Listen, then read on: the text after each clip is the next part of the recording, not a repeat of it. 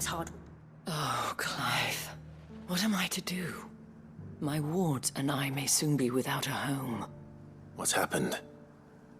The High Cardinal has descended from his lofty throne and taken up residence here in Northreach. The High Cardinal? Leader of the Council of Elders, second only to his Radiance at the head of the Imperial government. Not that any of those things still exist. Now he goes by his noble title, the Duke of Oriflamme. And what does he want with Northreach? He wants to transform it into a military stronghold, a foundation upon which to build a new Sanbreque. He's already secured the support of the various army remnants, with promises that they shall be afforded the respect they deserve in his empire. One built on the confiscated property of the people. He would rob the populace to pay for it. Believe me, I have used every means of persuasion to discourage him from this folly. But for whatever reason, he will not listen to me. What does Captain Philippe make of this? When the town was under attack, it was him the soldiers rallied around. Couldn't he use that influence again? How? By speaking out against one of the most powerful men in Sanbreque. A man whose stated aim is to revive the empire Philippe's comrades swore to serve, and to improve the soldiers' lot within it. The captain can offer them a regular supply of gruel, and an occasional trip to the Vale to help them forget the terrors they face each day. The Duke offers them a vision of strength and safety. No. Any attempt to incite mutiny would cost Philippe the support of his men. If it did not cost him his life. But given the mood around town, mutiny may yet be unavoidable. The people have little appetite for further deprivation. Least of all when it serves only to elevate others. Who could blame them? Clive, would you appeal to the Duke on my behalf? For your services to Northreach, you have the respect of the soldiers, and they will take you to His Eminence if you ask them. And unlike Philippe, no bonds of loyalty prevent you from speaking your mind to the man. Well, will you try? You could hardly fare any worse than I did. I'll see what I can do. Thank you, Clive. Tell me then, where will I find this Duke of Oriflamme? In the garrison? Overseeing the troops, yes. All right. Wish me luck.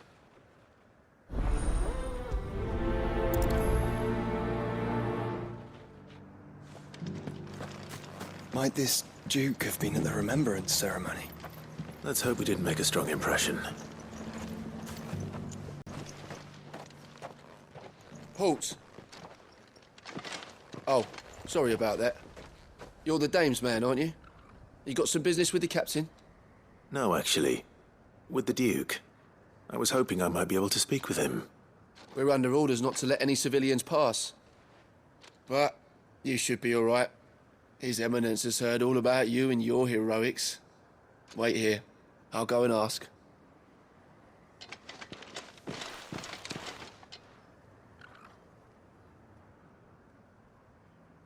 So, you are the sellsword who lent his aid to the garrison. The Empire owes you a debt, and I shall see it repaid. But tell me, is it wealth that you seek, or favor? Neither, Your Eminence. I thought only to inquire about your plan to turn Northreach into a stronghold. Ah, I see. You are worried the expanded garrison will render your services redundant. Yet you needn't be. A proud fighting man like yourself shall always have a place here. Pride of place, in fact. For too long has the contribution of the noble soldier been under-reckoned. But no more. For it is they who shall see the Holy Empire rebuilt, beginning right here in Northreach. Why here, Your Eminence? The town has been fortunate enough to escape largely unscathed from the recent troubles. Her defenses are sound, and her garrison well prepared. Which is more than can be said for Oriflamme or Twinside. The Empire wants for a capital, and I believe Northreach to be the perfect place. With Caer Norvent as her citadel. Once we have seen to the refortification of both the town and the castle, we need only build a wall around both to create a city that would be the envy of the twins. Plans are already underway for the construction. Soon enough, these thralls shall learn that they are no match for the might of Sanbreque. I fear you underestimate how dangerous these creatures are, Your Eminence. Should they return in force, you will need all the people of Northreach to come together in defense of the town. Something they may be loath to do if they've been deprived of their worldly goods. The people will do as their leaders command. If Sanbreque is to be rebuilt, she will require a functioning government. One whose authority is beyond question. That is why this levy is necessary. So that any man who wishes to join the army might do so and be fed, outfitted, and paid as befits a defender of the Empire. And yet there are those who persist in peddling the treasonous lie that I seek to steal from the people and drive them from their homes. I suspect they're afraid of losing what little they have left. Precisely. The common folk have little and less, and you mean to deprive them of even that. You would sow the seeds of your new empire in your own salted earth. Sabine, we have discussed this. Yes, and I told you then how putting the empire before her citizens would lead only to revolt. Without an empire, there are no citizens. And in yours, there will be only beggars. Is that what Griga wills for her people? Do not take her name in vain, Sabine. I'll come back later. The citizens revolt. I wonder what the people really think of the Duke's plan. It wouldn't hurt to ask them, I suppose. Let's begin with those on the other side of the wall. Sabine. All but done for. Then it's lucky we stayed here. I've been hearing a lot of talk about a certain Duke. Nothing good, I'll wager. Going around acting like he owns the place. And with hardly a word to the dame. This is her town, not his. I take it you'd rather she was in charge. As far as I'm concerned, she still is. Just need his eminence to sod off back to Oriflamme.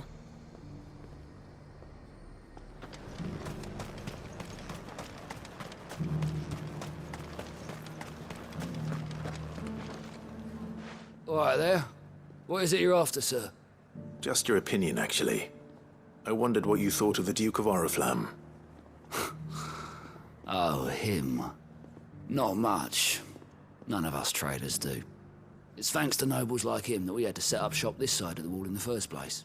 Couldn't have the rabble getting any closer to the holy capital, could they? And now he's trying to drive us out completely, threatening to take everything we got from us if we don't clear off. If the dame said she wanted him run out of town, I'd be straight through that checkpoint, tar bucket in hand.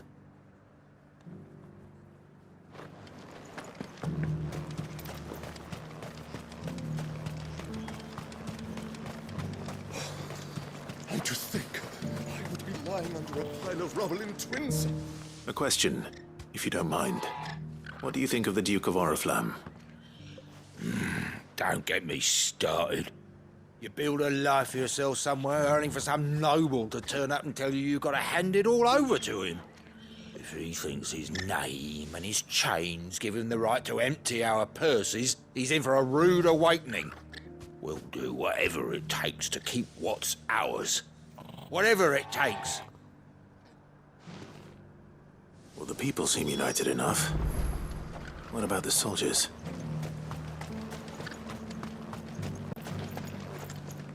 Excuse me, do you have a moment?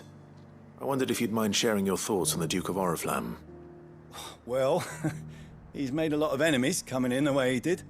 But I mean, look around us. You can see the state the realm's in. The traders might not like having the screws put on them, but if they volunteered a few more of their hard-earned gil before things got bad, maybe they wouldn't have to. I think the Duke's got a point when he says rebuilding the Empire's the best way of making sure we're all protected. And if that means people who don't know one end of a sword from another have to make way for those who do, well, that's just how it goes.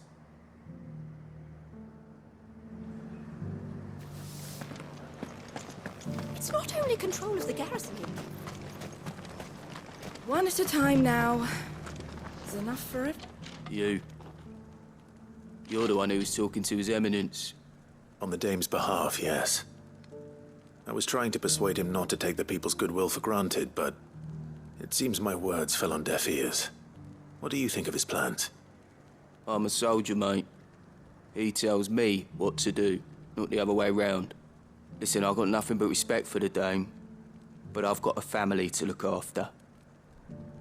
That's where my loyalties lie, not with the town or the Empire, but with my wife and children. If the Duke can get us the men and the equipment we need to fight off those blue-skinned bastards, I don't care how he does it.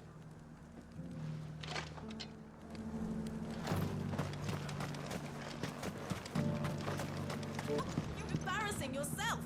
I hear the Duke of Oriflamme plans to turn this town into some sort of fortress. Do you think that's a good idea? It's not for me to say. All I know is that unless the Emperor orders me otherwise, His Eminence's word is law. Look, no one likes all these taxes and tariffs, but empires don't come for free. Once Sanbreque is back on her feet, we'll all reap the benefits. Let's see what Philippe makes of all this.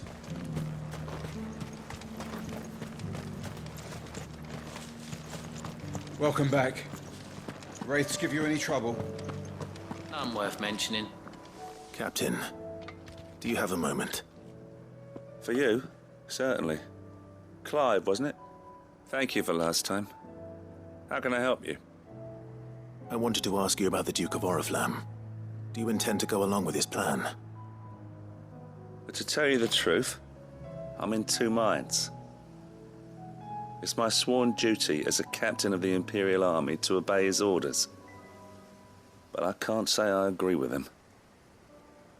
Philippe, I remember you saying that you became a soldier to protect the people you loved.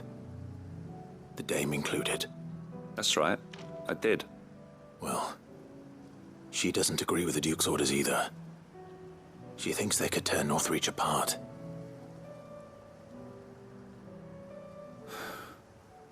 And she's probably right. Thank you, Clive.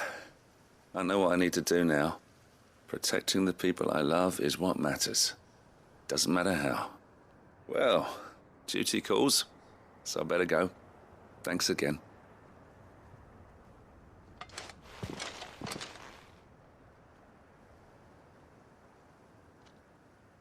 It seems Philippe wants to do the right thing at least.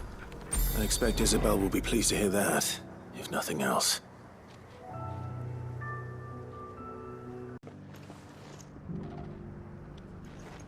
Ah, Clive. How did you fare? Were you able to speak with the Duke?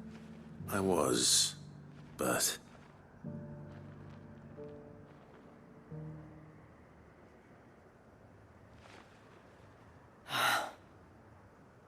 So Northreach is to be a fortress after all.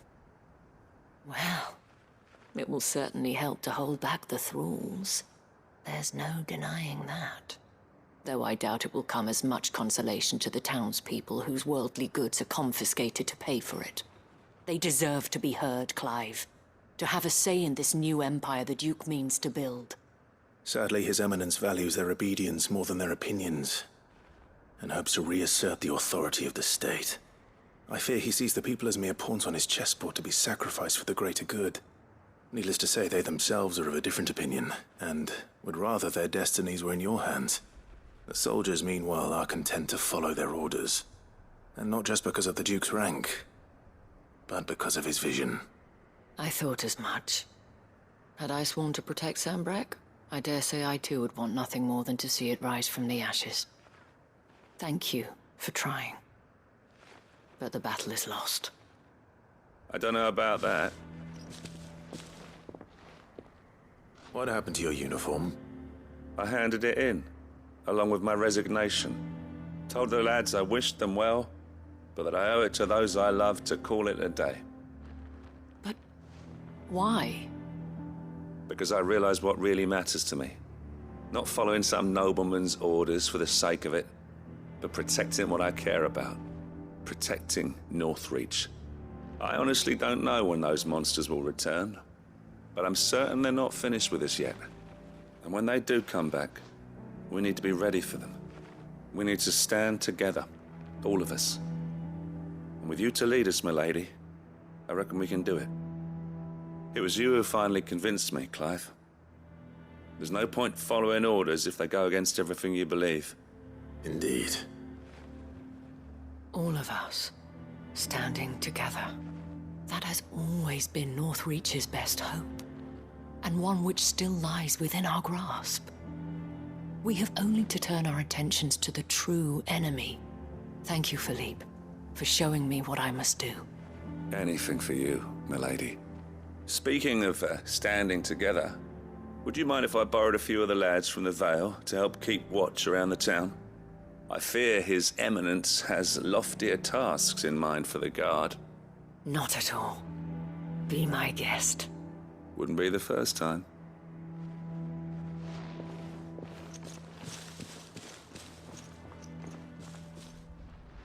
There may be hope for Northreach yet.